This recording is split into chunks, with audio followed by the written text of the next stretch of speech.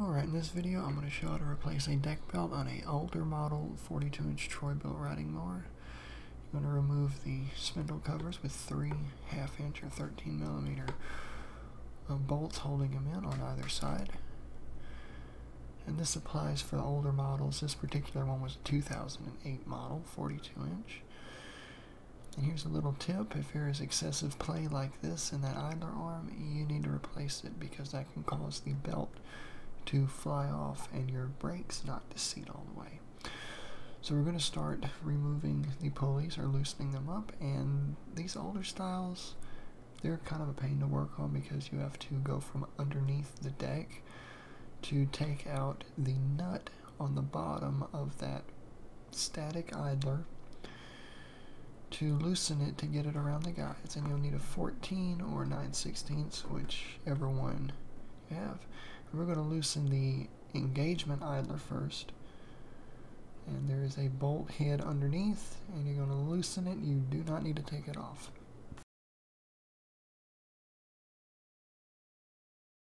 Alright, so we loosen that, and we're just going to slide the belt off, and then we're going to lift the deck up. Now, use caution when doing this, as always. And we're going to loosen this nut right here. A lot of times it's held in with so much dirt and grime you don't even need a wrench on it. Now, to get it fully broke loose, just spin it with an impact and move it up and down like so, and that should give you enough room to take the deck off. And when you go to reassemble this, there is a process, because I've seen this time and time again. You get it wrong and you either break an engagement cable or you burn up a belt.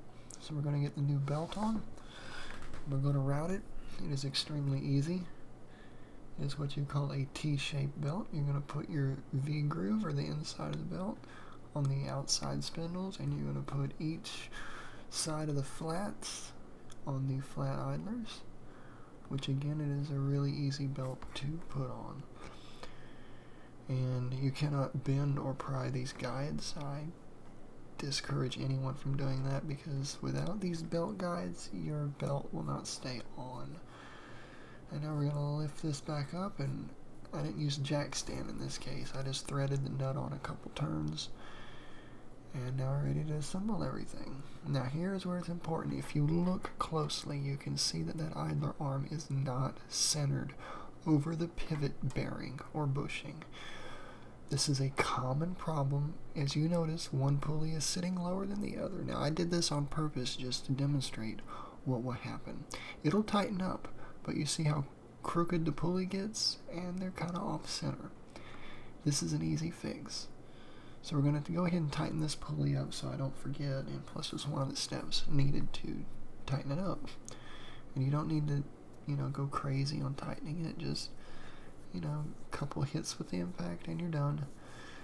And as mentioned, I did this on purpose. Oh look, it won't engage. Well, you can either break an engagement cable or smoke a belt. Now, I don't recommend doing it this way. Put the deck up on a jack stand, but as you see here, it dropped down, and I was holding the nut underneath with a wrench, and you see it is not centered. There is a pivot bushing that it fits in, or a bearing. When the two pulleys are at the same height, that is when it is aligned, and I'm going to demonstrate how to do this. It is fairly easy. You're just going to hold up on that pulley, slide the idler arm up, and there you go. It is that easy.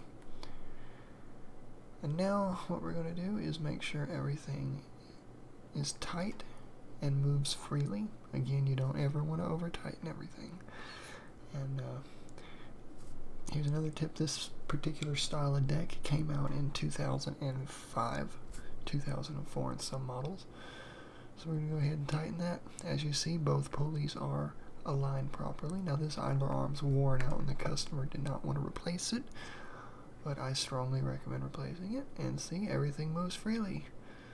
So that is how you replace the belt on these older style Troy-Bilt Pony riding mowers. Now I recommend putting your belt guides back on, or your spindle covers, because those actually act as your belt guides, believe it or not. Anyways, I hope thank you all for watching. I hope you enjoyed the video.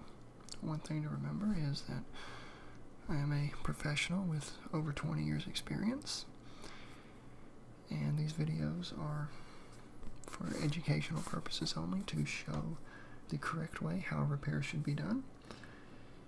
And I do this for a living every day, so there'll be plenty more videos to come. As always, I'll see you in the next one. Bye for now.